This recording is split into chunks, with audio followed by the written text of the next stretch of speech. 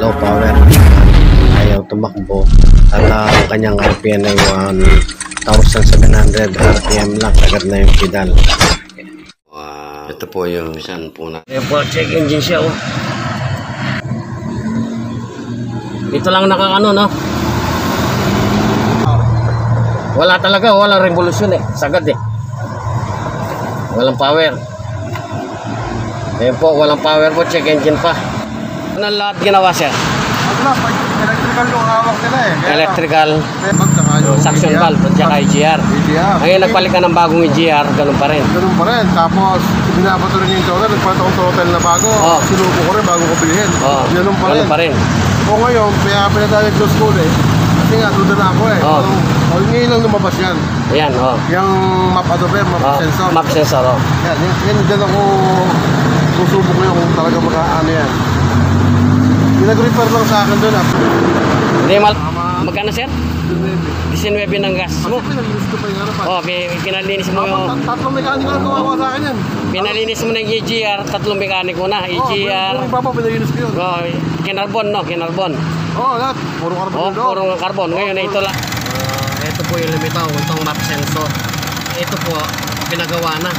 Bumili na ng surplus, bumili na ng bago. Tapos, wala pa rin, hindi, dinayagos na nila. Ayaw humatak yung sasakyan. Sabi ko, pilit na itong map sensor, pinalilinis. Hindi mo na malinis ito. Tapos tinignan ko itong kanyang vacuum parado. Pero tinanggal na raw yan, lininis ko. Sinundot ko ngayon. Ito, sinundot ko. May para rito eh. Ngayon, may vacuum na, bumabacuum na. Kaso, maluwag yung hose niya. Dito sa map sensor niya. Kaya pinabili ko muna ng hose, baka mag-accurate na. Ito, laki ng butas, singaw. Talagang hindi mag-accurate tong map sensor niya. Kasi walang makuwang hangin. Kung walang vacuum na pumapasok rito, hindi talaga gagana itong map sensor. Kaya hintayin po natin siya sa pag dumating na yung hose, titignan natin. Walang revolution siya. Try po natin. So, maganda naman yung andar, kaso ayaw umatak, ayaw. Kung nalilitaw talaga yung ito rin, ganun din. Pinalinis na rin dito sa throttle. Pinalinis na. Tapos itong pinakarbon na rin itong intake. Pati itong ginawa na nila, binawa na to. Ito po yung kanyang map sensor. Ayun po, pinaklas na natin pati yung hose. At papalitan na natin. Ayun po yung luma at ang bago na pinabili natin para palitan na natin para maayos na ito sa sasakyan ni boss. Kasi ito po yung pinalilitaw na problema. Ayan po, parehas na parehas siya.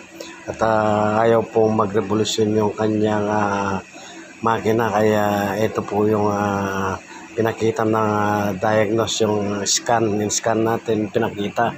Ayan po, kahit na pinalitan na natin, may check engine pa rin siya. Kailangan nang i-reset yan bago maalis tong kanyang check engine.